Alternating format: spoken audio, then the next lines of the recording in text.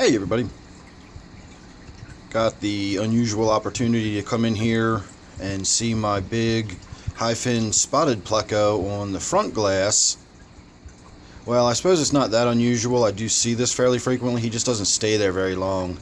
And when I began shooting the video, I didn't realize my flash was on, and he didn't swim away. So now that I've got the flash on and we've got him there, I'm going to go ahead and get a few moments of video here, at least until he swims away. I'm going to try to get gradually closer and closer so we can get some detail.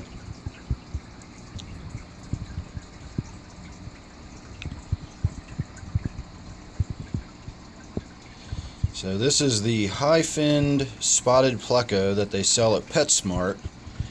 And I've had a bunch of different people suggest that it's this L number or that L number or this species or that species.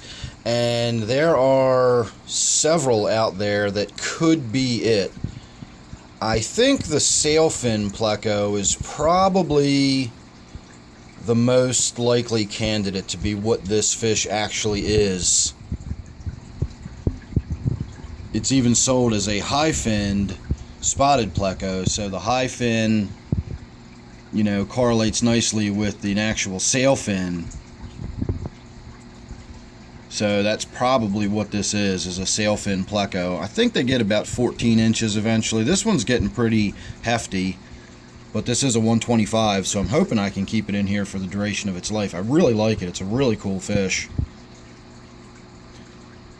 I really can't believe it's letting me get this close to it, especially with the flash shining on it like that. You can actually see like the flaps and valves in its throat and mouth, the way it siphons the water through. Plecos and all of these sucker type fish actually have a little valve that allows them to sort of bypass their mouth and still draw water in to pump through their gills so that they can keep the gas exchange going while their face is basically stuck to a piece of glass. Their mouth is on there, but they are still able to draw the water in and through a special valve system. So pretty neat stuff. Really cool looking fish.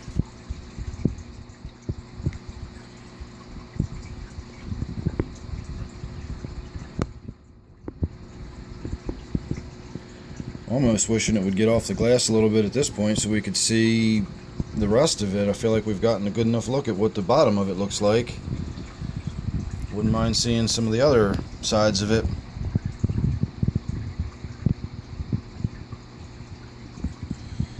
But you can see that on a 125 there,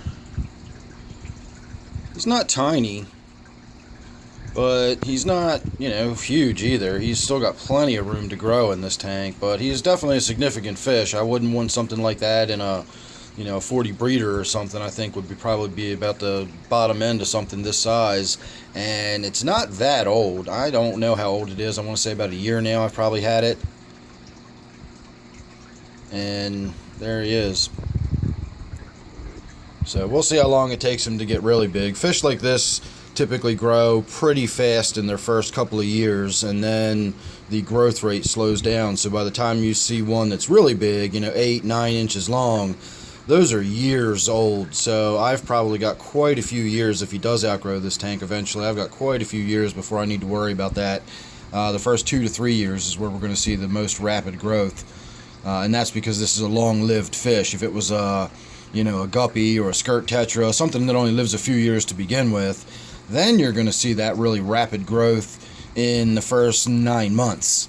It just depends on the overall lifespan of the animal. If it's a very long-lived animal, that rapid growth will happen over the first, few years. And of course, it also depends on the size of the animal.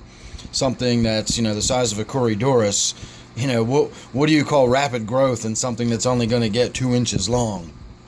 So it's these very large fish that grow to be, 2 feet. They don't grow to full size in their first 2 years. They grow significantly in their first 2 years, and then that growth rate slows way down, and it takes a very long time for them to finally grow into that full size. Clown loaches are another good example. They get a foot long, but it takes a very, very long time for them to get anywhere approaching that size. I've got clown loaches that are almost 5 years old now, and they're 6 inches, maybe 7 inches at the most. So they've got a long way to go before they're full grown either.